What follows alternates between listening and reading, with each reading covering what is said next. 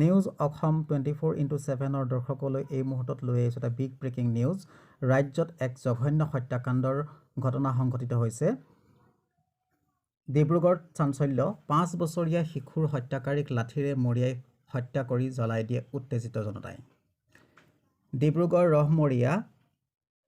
ৰহমৰীয়াৰ আৰক্ষী থানাৰ অন্তৰ্গত ঢলাজান চাহ বাগিচাত এটি 5 বছৰীয়া শিশুৰ হত্যাকাণ্ডক কেন্দ্ৰ কৰি উত্তপ্ত পৰিস্থিতিৰ সৃষ্টি হয়।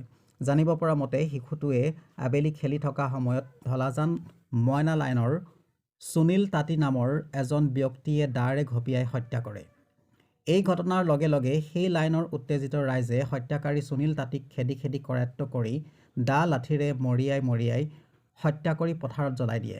ঘটনাটো কেন্দ্ৰ কৰি ডিব্ৰুগড় ঢলাজানত তীব্ৰ চেপা উত্তেজনাৰ বিৰাজ কৰে। ঘটনাস্থলীত ডিব্ৰুগড় আৰক্ষী অধীক্ষক শ্বেতাংগ মিশ্ৰা, চাবুৱাৰ আৰক্ষী চক্ৰ পৰিদৰ্শক, ৰহমৰীয়াৰ থানা ভাৰপ্ৰাপ্ত বিষয়া ও আৰক্ষীৰ অৰ্ধসামৰিক বাহিনী উপস্থিত হৈ পৰিস্থিতিৰ কিছু পৰিমাণে নিয়ন্ত্ৰণ কৰিবলৈ সক্ষম হয়। ৰহমৰীয়াৰ আৰক্ষীয়ে শিশুটি আৰু সুনীল তাঁতীৰ মৃতদেহ দুটা উদ্ধাৰ কৰি মৰণোত্তৰ পৰীক্ষাৰ বাবে হাস্পতাললৈ প্ৰেৰণ কৰে।